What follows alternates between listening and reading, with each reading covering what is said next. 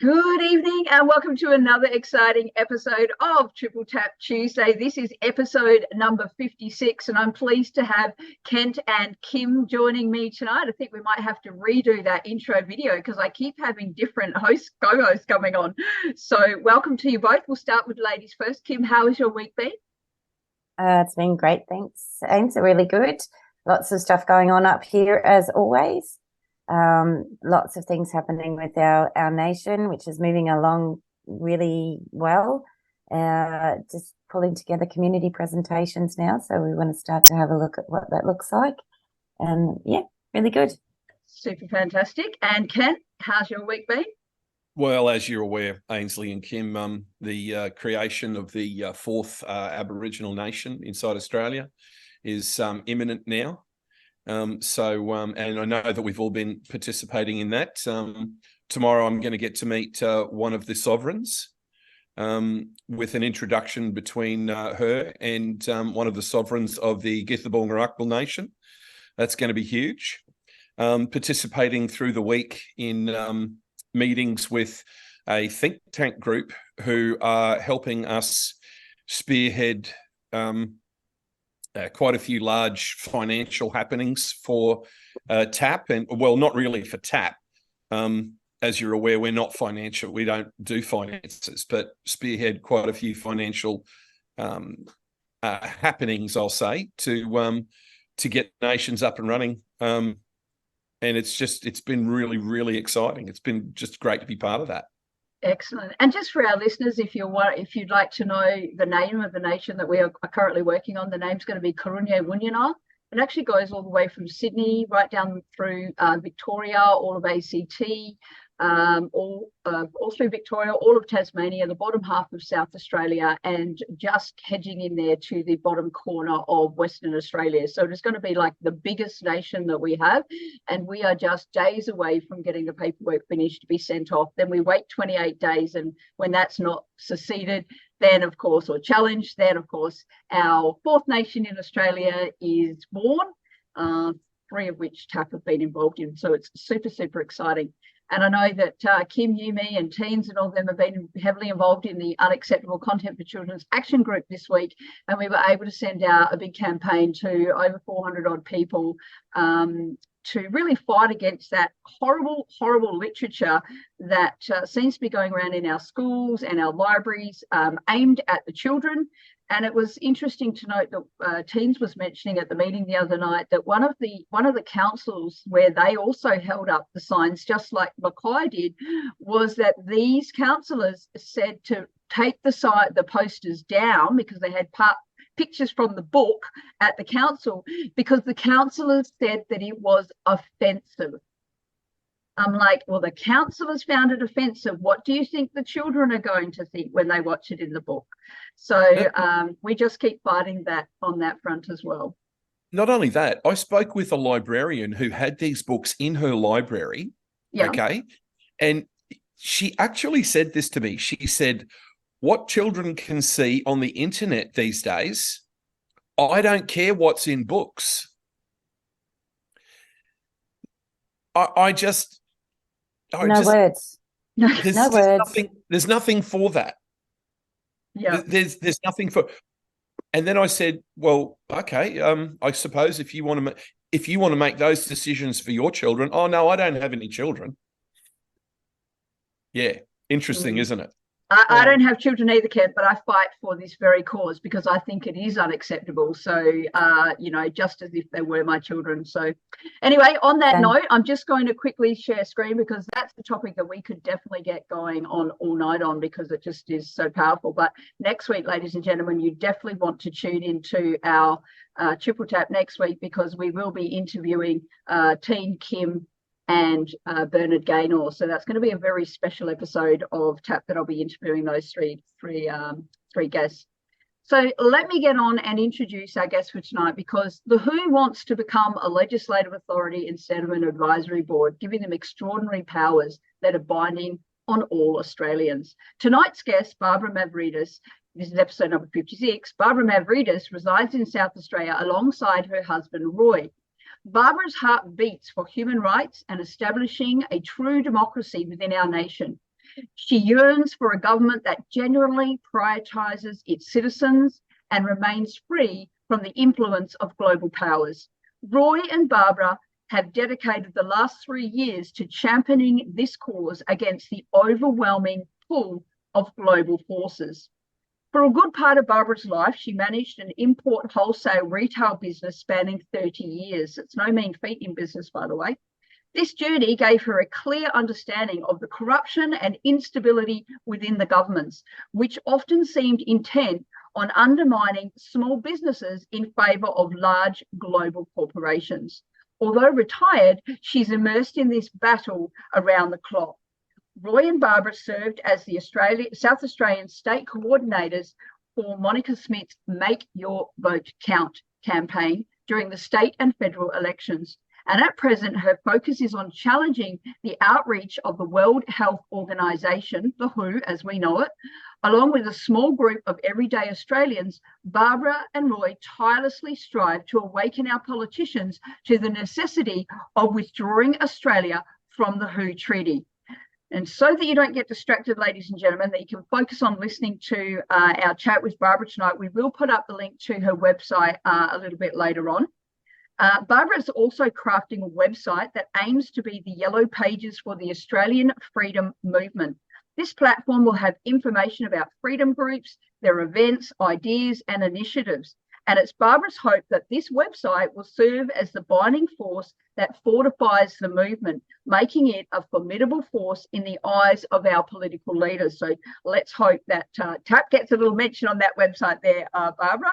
And again, we will provide that link towards the end of tonight's show, because we want you to definitely pay attention, definitely send out this link and invite others to join us. So without further ado, ladies and gentlemen, please let's welcome Barbara to the show, and let's have a chat with her about why it's time for Australia to exit the WHO. So Barbara, if you're there, please turn on your camera. There you are. Excellent. Lovely to meet you. And how are you today? I'm very well, thank you. And how's everybody else? Very, very good. So Nice meeting you all. Let me kick off, Barbara, with your first question, and then we'll get underway. So why is Australia at risk of losing its sovereignty to the World Health Organization due to the proposed changes to the World Health Assemblies and international health regulations? How long have you got? We have 1 hour. 1 hour. Okay. It's because that's what exactly is happening right now. The WHO wants to become the power that will guide us in everything. They're aiming right now for One Health. They call it One Health, which is going to be affecting humans, animals, and plants in Australia. So they want to take over when it comes to health, like they say. They want to become our doctors, our guidance. The idea is that they become is that they can coordinate an international response to global situations. Isn't that what they're trying to say? Exactly. Why is that a bad thing? How was your 3 previous years with COVID? That is a very good question, right? Exactly. So if people want to know why is that a bad thing, first of all, we've seen what happened with COVID. The second Not thing, only that. Yeah, sorry. go ahead. No, go ahead. Not only that. I mean, up to lately, the World Health Organization was financed by the state members, the member states, like every government, every country financed them and gave them the money that they needed. Right now, 80% of their finances come from private groups. And guess who's the biggest financier? Mr. Gates. And all of these private groups giving them money, they obviously want something. Bill Gates made billions in the past 3 years from the vaccines. So if the World Health Organization had the people's health in mind, I'll say yes, go for it. And that's how it was in the early starts when they started in 1947, after the Second World War. And then from 2005, things started going a bit pear-shaped. So I wouldn't want them to be, I wouldn't want Tedros, who is the leader of the World Health Organization, to decide what medications I will have, what health events going to happen somewhere else and they're going to affect Australia. Are they going to affect Australia? Australia is a different country altogether. Why do we need one government, one body, one global body to tell us what to do? It's just... The other thing is, Barbara, we don't elect any of those people. If No, exactly. if they choose to do something that is unlawful and that is against human rights, and we've quite readily seen over the last 3 years the absolute destruction of human rights in Australia. So if the World Health Organization is quite happy to do something against our human rights as Australians, how do we have any fight back against them? How do we hold them to account? We don't. The only thing we can do is we've got 18 months from the time that they decide to create some amendments. We've got 18 months to say no to these amendments. If we don't, then these amendments come through and they become law. So we've got a committee in Australia. It's called Joint Standing Committee for Treaties, J. Scott Committee. And they supposed to have a look at these amendments. They're supposed to be voting against them or leave them alone. Now, they don't even know anything about these amendments. We have asked them questions, and we found that by mistake because we had letters from politicians telling us about J. Scott. And we got in touch with J. Scott about the amendments, last year's amendments. And they have no idea about last year's amendments. We only have until November to vote against these amendments. And they didn't have anything until we pushed and pushed and pushed. And then suddenly, all of a sudden, the documents arrived at their office. And they have decided right now that the amendments are not serious enough for them to vote for them. Yeah. Not serious enough for them to vote for them. Not serious enough. What does that mean? Give us an idea of what these amendments are. Well, last year's amendments, 2022, they have decided, okay, when the meetings happen and these amendments come through, a country has 18 months, a period of 18 months to either reject them or accept these amendments.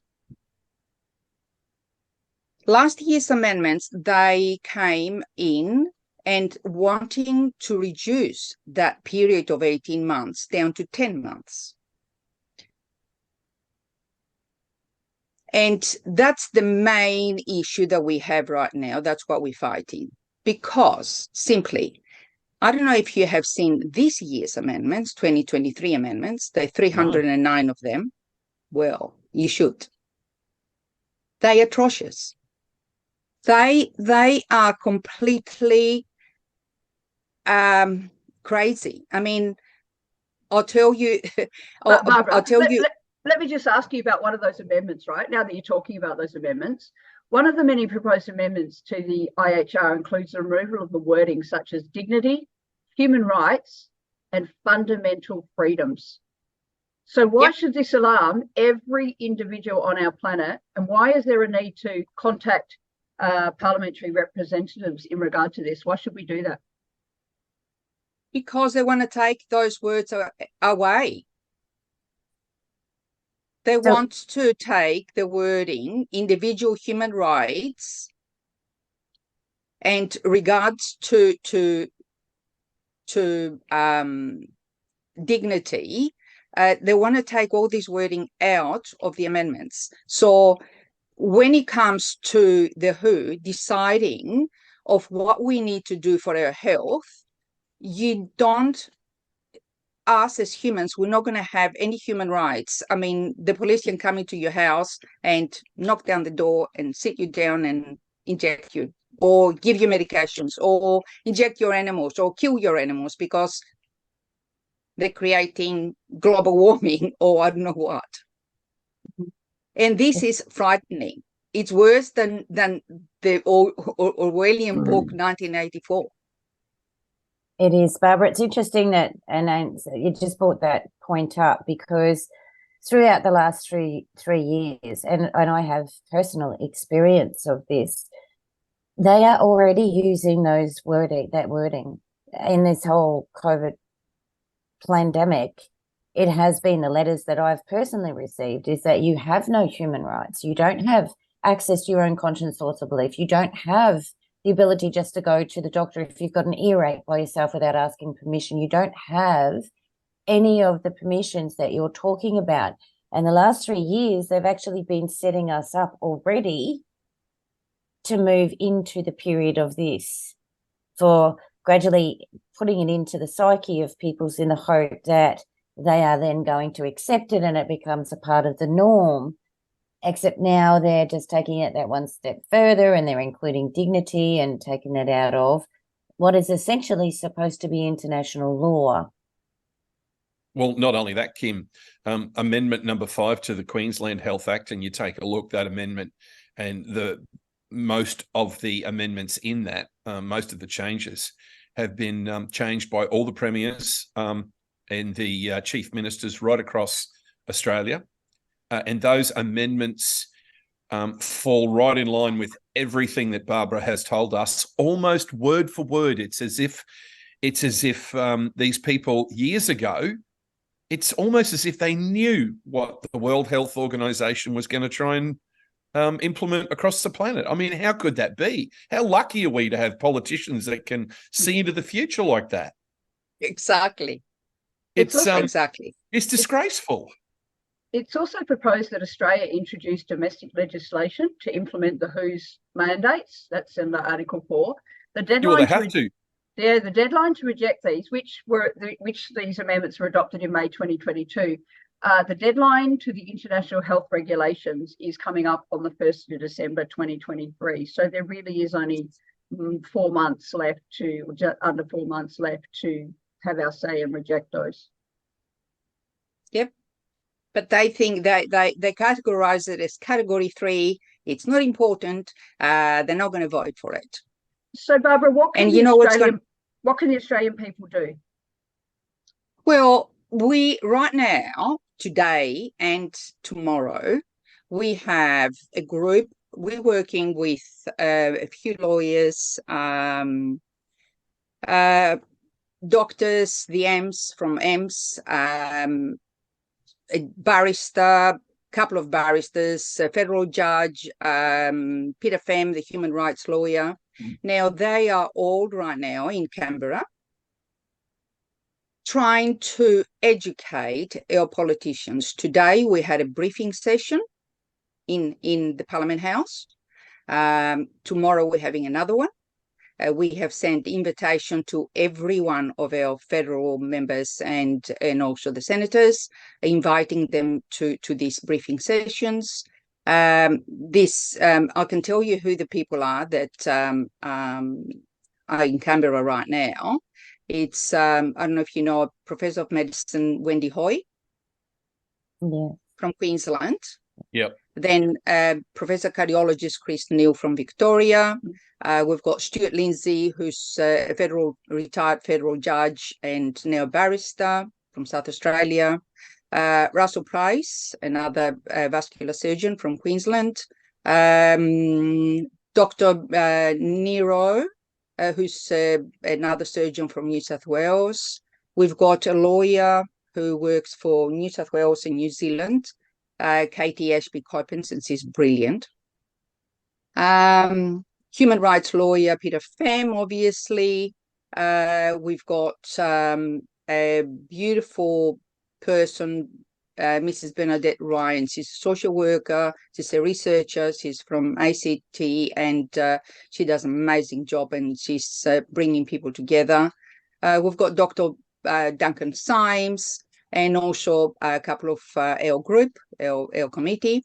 So they're all in Canberra today and tomorrow. We're keeping our fingers crossed and our toes crossed that our politicians are going to be educated, listen, and push the J. Scott Committee to answer how and why they considering these amendments as not important. Because I had Alex Entic, the senator, getting in touch with them, asking them questions, and they just fobbed him off, like send him a general letter saying that that's what they do, and no answers at all. So it's like talking to a wall. Wow. Yeah, it is. I'm not sure. I just had a little smirk on my face then, because politicians and educate in the same sentence. They're just. I was thinking the same thing, Kim. I think we all were. I want to ask, in regard to what this means for Australia, I just want to throw a question across to both Kent and Kim. It's been something I don't normally do, but I want to throw a question over to Kim and Ken. How important right now to what we're seeing here, what the WHO's doing, how important right now is the uprising of our sovereign nations to this cause? How important is it? Oh, Kim, you go first. I mean, come on. I had to throw it in there, guys. It is critical. We're at crunch time. Right now. Why do you say that, Kim? When you say crunch time, what do you mean that? For our listeners who don't quite understand what we're doing with the sovereign nations, just explain to them what you mean by why it's critical that our sovereign nations stand up. Okay. This product of the WHO that they are rolling out, the other things that are on the table, which they are going to try and roll out very quickly, all connected to the CBDC, all connected to what they want to put in your body to control you around the CBDC, the smart cities, all of those kinds of things, all interwoven with each other. Now, they're not mucking around anymore. At the end of the day, we can see this whole plan speeding up rapidly. So we're on limited time. The sovereign nations for Australia standing up, or Australia standing up in its sovereignty, is absolutely critical to give us a chance of saying no to this global elitist. When we talk about the WHO, when we talk about the UN, when we talk about the Club of Rome, any of those organisations, they all sit under the Committee of 300, all created by the Committee of 300, all directed by them. The Committee of 300 then sits under other subgroups until you get to the top of the 13 families. And this plan has been put in place for a very, very long time. Australian coming under sovereignty means that it gives the opportunity for Australia to stand up and unite together, because that's what it has to do. If we're going to beat this in any capacity, that's where we need to be. So if our sovereign nations stand up and become nations like we've seen with Miragaba and Gethsemane and Yidinji, can they stand up as the nation, which obviously sit higher than our government, stand up and say no to the WHO And therefore, if the Australians that are within those nations, that reside in those nations area, if they're in that nation and that nation says who, are they then protected under that nation? Yes, they are. There The you go, nations ladies and hold, gentlemen. yep. And just why? Because the nations hold the highest law in the land. The nations do not and will not cede to the government, regardless of what they do with this voice. However, to the rest of the world, if Albanese pushes this through in legislation, he will try to go into treaty. To the rest of the world, it will appear that way. And that's why it's so critical for us to establish these sovereign nations so every single person in this country can have sovereignty. Yep. And then we have law. Yep. And that's a vital part. Yep. When you have law, you can move forward. Thanks, Kim. Do you just want to add quickly something to what your thoughts are on that subject? Well, we don't have time to go into it, so let's I'll be super quick. Yep. The last thing that Kim said is law. I'll expand on that just a tiny bit. Just to help our listeners understand. Yeah. Look, our government is lawless. The head of the World Health Organization is the World Economic Forum. That's Klaus Schwab. We are talking about the descendants of Nazis from Germany who lost World War II, who are now in financial control and who've got the leaders of 195 countries like puppets on a string. They utilize the taxes of nations to bribe the media. Why isn't any of this in the media? I mean, 50 years ago, the media would have destroyed any politician who tried to give away our sovereignty to the World Health Organization. So, Barbara, to stop me going on a rant about this, what's your background from your birth country? Where do you hail from? Okay, well, I was born in Greece, and I have seen war. Yes. And yes, so I understand what's coming. I can see it. I was born at the end of a civil war in Greece, which was horrifically bloody. It was. And like every other war, two big powers were fighting on our land, Russia and America, of course, the usual story. And then my father was pretty involved in politics in the late 60s, beginning 70s. The army took over. We had a coup. And if we didn't run away, he was going to be killed. So we ran away in 2 weeks' time. We were lucky that he had some friends in special places. And they made some paperwork for us. I was 16 at the time, and we came to Australia. Wow. So I've seen pain, I've seen the destruction, I've seen war, I've seen death, and I can see what's coming in. And I've got children and grandchildren, and I don't want them to see all that. Australia's got no idea. Yeah. Australians got no idea of what's coming and how it's going to affect them and how it's going to hit them. Because they've never seen any of that. Is that why, Barbara, you and Roy have been at this for 3 years, and you could have picked up any cause you wanted to, but you've obviously been passionate about this drive towards the WHO and what it's doing, as you told me in the last 3 years. What keeps you going? Yes. That's my 24-hour job right now, 8 days a week, not 7.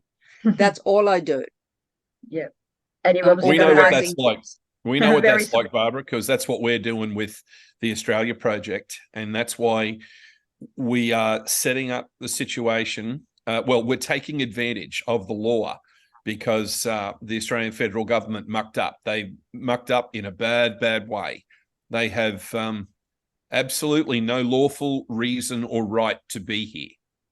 And it's time that we joined with our Aboriginal sovereigns and created a brand new system. That's what that's how we see the way out of this. And we've got to work together. Our organizations have to work together. we are living right now, I keep saying to my groups, on a leaky boat.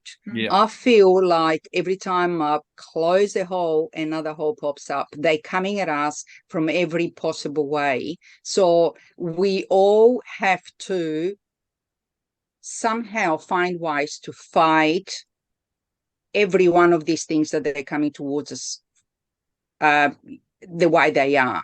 And doing it the way we're doing it, like you doing something, I'm doing something, our other groups doing, just everything else. It's great, but we need to unite. We need to support each other. We need to support you on what you're doing. You need to support me on what I'm doing. And that's how we're going to become a force to be reckoned with, because I know that we can do it. Yeah. We can do it. So on that note, Barbara, tell us a little bit more about this other website that you were sharing with me that you've got going, the Freedom Movement one. Tell us a little bit more about that.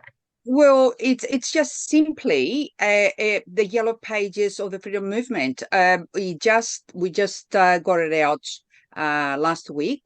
It's not finally finished yet. We've got a few more things to do, a lot more things to do, but it's out there right now. It's going to have every possible group, freedom group in Australia. Just put your name down there, a website or whatever you have, and what events you're holding. That's very important, because we're traveling right now, and everywhere we go, we try to find a group of freedom fighters, because we like to meet them, to talk to them, to see what they're doing. They've got different ideas. We have different ideas, share the love between us, because we are family right now. We are this fighting family, and we need to unite. Not as what we're doing unite, but unite as know each other. And Roy and I are having troubles finding people, and we know that in every town there is a freedom group somewhere, and we find these groups by accident. So we need this website. We need to know how many of us. If we get the numbers, we can do miracles. Yeah, we need to get the numbers behind us. For our listeners, that website address is www.freedomfinder.net. We just put that in the chat there, but we will put that up on the replay when we get it up, and you'll be able to connect with that group there if you know of a freedom group that you'd like to be added. So I'm desperate to ask Barbara a question. Sorry, who started that website, Freedom Finder? Who started that? Well, that's my idea. I've got a girlfriend who's great in building websites. Her name is Mayana, and she's building it. It's just myself and her. Well, I think that's awesome. I think that's absolutely fantastic. That's and just one last quick question. When your family left Greece, you say that you ran away. Okay, so obviously there were papers that were manufactured. They may or may not have been legitimate, but they did the job that was necessary. It did. Okay. Yep. What does that mean, that you ran away? And because people don't understand what this means. Okay, like it's not as if you get to pack everything up, sell your house and your land and your property and things like that. So give us an example. What got left behind? Everything. We had 3 suitcases. We came with 3 suitcases. It was my father, my mother, myself. I'm the oldest one. My brother, who was 11 at the time, and my youngest brother, who was 7. The 3 children. And we came with 3 suitcases, and that's it. And we came from we were pretty well off in Greece. And we came here and we went to Loxton, which is a little town up in Murray area, Upper Murray, South Australia. And we were picking grapes. I've never seen grapes in my life. I didn't know I was going to private schools. So that's what happened. And we were living in a shed. Wow. And grateful for it, right? So how ironic that you had to escape war and that you were coming to Australia, to a wonderful country where it was safe, where you could go pick grapes. Okay. It was wonderful. And now, Barbara, Australia is the country that ironically many of us may end up running away from a violent, tyrannical, dictatorial government. What the hell went wrong? What went wrong? Exactly. What went wrong? It's I don't know. Sometimes I blame the Australian people. Most of the times I blame the Australian people, because not blaming them, but as I said before, they've got no idea. They've got no idea of what war means. They've got no idea. I mean, they lived through Second World War and the First World War, but they've never seen it. It's just out there somewhere. It's happening somewhere, but it doesn't affect us. See, your general run-of-the-mill Aussie is a very reasonable person who just wants to pay their bills, have a barbecue, have a few beers, watch the football. We like football, meat pies, kangaroos, and Holden cars, right? And we want to have fun. Barbara, what went wrong with our government? We didn't hold them accountable, right?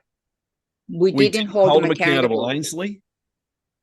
We did not hold them accountable. And look, it even myself, I was so involved in business that I didn't, although I had an idea that something wasn't right in the few last years, since about 2000 and onwards, I had an idea of something wasn't making sense. I still believed that we live in the lucky country. COVID had to happen for me to fully wake up. Yeah. And sometimes I feel that COVID was a blessing. For some all of us to wake up. Yeah, no two ways about it. Yeah. Ken, I've got a question for you that's come to me. Isn't it the case that there is international laws that support Indigenous people to go to The Hague and have their case of abuses heard? They'd like some details, please, if that will help the appeal for us against the WHO. Look, once upon a time, I would have had faith in those laws, and I would happily have gone to The Hague. And also, once upon a time, I would have trusted TV news reporters. And once upon a time, I would have thought some of our politicians were good. But just like little children's fairy tales begin with the words once upon a time, I was naive. The simple fact is, justice is a commodity for the ultra rich. And it seems, I strongly believe, I've been led to strongly believe that The Hague is absolutely and utterly controlled. They are full of lawyers who have sworn loyalty to the Bar Association. The level of corruption that exists through these world arenas is absolutely frightening. Look at what's going on with the comprehensive sexual education proposal that's put to the world at this point in time by the UN, which also runs The Hague. Let's understand, The Hague is a subsidiary of the United Nations. When you read the surface titles of comprehensive sexual education, it's a great idea. Everyone should be comprehensively sexually educated. It shouldn't be taboo. We should intelligently and very courteously approach these subjects, because everyone deserves to be taught. We should have the best education in the world. But when you go into it, the fine print removes rights. It removes human rights. It champions this idea that you can have multiple sexual identities inside of you. And it's where all this all this transgender stuff is coming from. The simple fact is the UN has lost its way through corruption and through large amounts of money changing hands. That's all there is to it. And The Hague is absolutely dominated and controlled by the United Nations. So would we be heard, and would it be a fair fight? Would it be justice? No.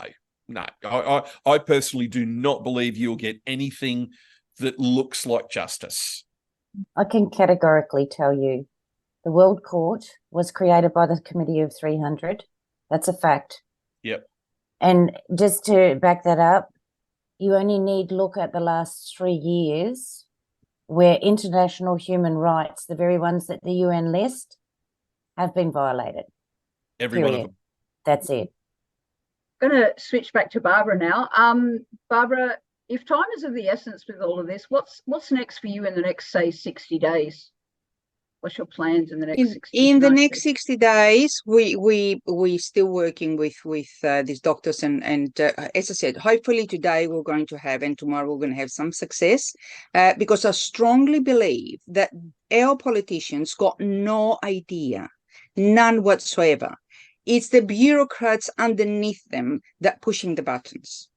They know everything. They are the ones that probably, we're thinking they're probably sold or following orders, and they sort of blindfold their politicians. And we're trying to sort of educate them. And I know that, Kim, you said that education and politicians, it doesn't go together hand in hand. It's just not on. But mixing with politicians lately in the past 3 years, a lot more than I ever did before, I do find out that they've got no idea, none whatsoever. They do not understand. Even now, they think that us, as Australia Exits the WHO, our committee, is fighting against the treaty. We're fighting against the amendments, against the IHR. It's the two things are not the same thing, but they don't understand. When we send them emails, and we had I received a phone call from a secretary of a politician, and they said to me that today we received 4,000 emails from your groups asking us to look into the amendments. So I know. So we send them thousands and thousands of emails, but what we receive back is a mixture of just general chit chat, but at the same time they're telling us that they're showing us that they've got no idea. Yeah. Barbara, have you got any information on your website that our listeners can, say, go to? They can either download a template letter, because sooner or later, if all those emails are coming from your domain, the politicians will start blocking that domain, right? So can people download a template and maybe send it from their own emails? So we can send it to your website? Yes. There's a lot in our website. Can you please, everybody get in there right now? We've got a letter that you can download in your computer, change a couple of words, put your name underneath, and send it to the J. Scott Committee. The J. Scott Committee, it's there's a few MPs in there and a couple of senators from all over Australia, from every state, and just send them that email. We're trying to. We had a petition. We have about 60,000 signatures on that petition. They just ignoring everything. So we keep pushing. That's all we can do. And for our listeners, if you're not following the chat there, that website address is www.australiaexitsthewho.com. It is in the chat, but we will put that up when we do the replay. So I have another question for you guys. At what level do you think the corruption or awareness starts? Because someone's met a few state politicians who seem to be totally unaware of these agendas. What are your thoughts on that one? We'll jump first to you, Barbara. I I've got no idea. The politicians right now live in a bubble in Canberra. The media is there upstairs. They feed the politicians. The politicians worry about what the media is going to say. They're feeding the media. So they've got no idea of what's going on outside. They don't have time to read everything. They've got all the bureaucrats underneath them, and they're the ones that supply them with all the information. And I think that's why they don't know. Yeah. Kent or Kim, would you like to comment on that one as well? No, go Kim. Go Kim. Yes. So what I do know is that most of the mayors of the local council are privy to it. They just don't let you know. Maybe not to this specifically, but they do attend a mayoral global conference, which does lay out these plans for them. For example, for the smart cities, they might not have the finer details on the WHO stuff, but in some areas, I think they are fully aware. So I'm going to give you my take on it now, and mine will be definitely less charitable than anyone else's here. I've seen these people in action. As a police officer, I've worked with commanding officers who are connected right to the top. They deliberately pretend that they know nothing about it. They deliberately with obtuse emails, written communication, and verbal responses to camouflage themselves and to deflect attention from what they're really trying to get at. I find them to be two-faced. I find them to be gutless. I find them to be cowards. I find them to be deliberately criminal in their nature. And for them to say, well, we just didn't know about this, and for them to be in the top jobs, I find them to be the most heinous and disgraceful human beings. And I find them to be the worst class of people that exist in our nation. They are the shittiest, crappiest, most gutless pieces of phlegm. And after I spend 5 minutes talking with them, I need a hot shower and a good cake of soap to get the muck off my skin. Tell us what you I really love said. There you go. I just actually Don't had hold back. Sorry. No, that's right. One thing you forgot to say, they're bloody stupid as well. Oh, Some of them are completely stupid. Barbara, we think they don't care. We think these politicians just don't care. We look at them, we go, look at them, they just don't even care. They're stupid. No, they are filthy to the core. They know what's going on, and they care a great deal about getting their agenda across the line. And if you want to know what their agenda is, you've got to get into the UN's agenda 2030, 2040, 2050. Open your friggin' eyes, people. Read the maps. Look at where they intend to put the population. Look at the depopulation that must occur if they're going to achieve their goals. No, these people are the scummiest, foulest pieces of crap on our planet. I think that's who they are. The Agenda 2030 is just going to become Agenda 2025. That is how fast they are ramping it up. We have so little time to get this sorted for Australia, people. And if you don't think we're serious, it's time to wake up, because the time is coming that we all need to really get behind all this and make a change. Otherwise, we won't have an Australia left. Sorry, Kim, what were you going to say? No, that's okay. You can see we're fired up tonight. Yeah. I just had a thought, Barbara. What if, and you may have already thought and done this anyway, what if there was a possibility to get an email and a letter campaign going to the CEO of the company called Australia and the WHO directly? Yes, we haven't thought of that. Might be worth a try. There's a lot of things that I'd like to give you some ideas about, Barbara, that you might not have thought of, but we won't do them on this channel right now. I would be very grateful. Very grateful. Yes, you've got my number, you've got my email address. Yes, and I would love to catch up with you both. And I mean, I'm not coming to Western Australia, but I always miss out, guys. It's so not fair. I wish I had a time travel machine that I could just zap myself around the country and meet you all. But you know what? Queensland, you better watch out. I think I'm coming your way very, very good. soon. You'll be more than welcome. You'll be more than welcome. Awesome. Excellent. Well, we've still got about 10 minutes left on the interview, guys. So if you've got any last questions or comments or thoughts that you'd like to share with us, and listeners, if you've got any questions that you'd like to be asking, there's some great questions that are coming in tonight. So we've still got another 10 minutes. So let's keep going. Well, which way are you headed now, Barbara? We're going right now. We are.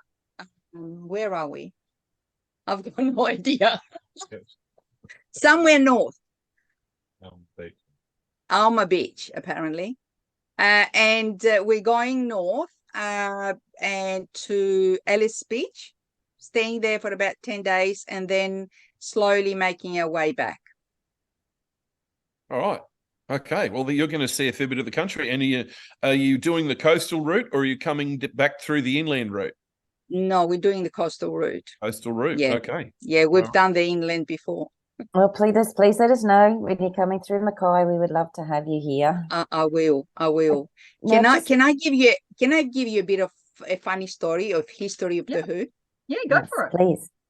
All right. Well, I mean, I don't know if you know, but the WHO was organised in 1947. Australia joined in 48, and nothing changed until 2005. Now, in 2005, all of a sudden, they decided to have a meeting and start changing some of the rules and regulations.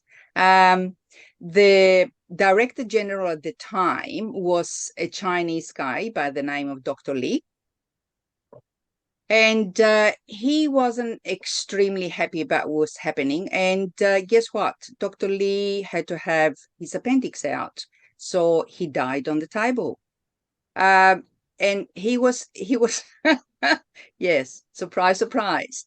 So immediately China replaced him with another Chinese person, Dr. Margaret Chang.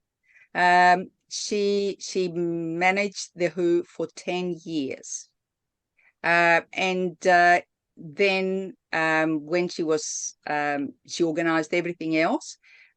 China again decided that they need to change, and they put Dr. Tedros on. So China is behind everyone that has been the Director General up to now. Yeah. Just a bit of a story. Sorry. That's one way to cause change management in an organization, isn't it? Yes, you have your appendix out. Wow. I actually want to go back to something that you mentioned right at the start there, Barbara, and it caught my attention because I don't know that a lot of people would be aware of this under the whole WHO or change in additional things that they want to add in. One of the things you said right at the start was, and it's going to affect humans, animals, and plants. Now, I'm a little bit up on what's going on with your Australia exit, so WHO. It also mentions in that document quite a bit reference to natural therapies and vitamins, so to speak, or natural ways of healing, etc., etc. Do you want to just talk about the humans, animals, and plants, and then a little bit of information on those things there and what that looks like and what that means with what they're proposing? Well, they're not extremely clear on what they're proposing. They're proposing the system of which is called One Health, and as I said, that will be for humans, animals, and plants for every member nation.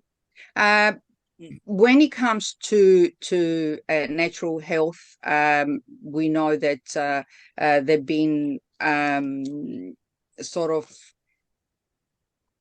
the APRA and everybody else it's against us using anything that has nothing to do with the big pharma making money.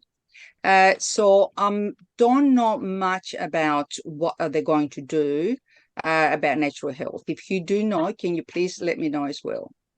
I don't have any solid proof on it, but what I can tell you is that during the last 3 years with the natural health, then they made it very, very difficult to practice. So I'm a bioresonance practitioner.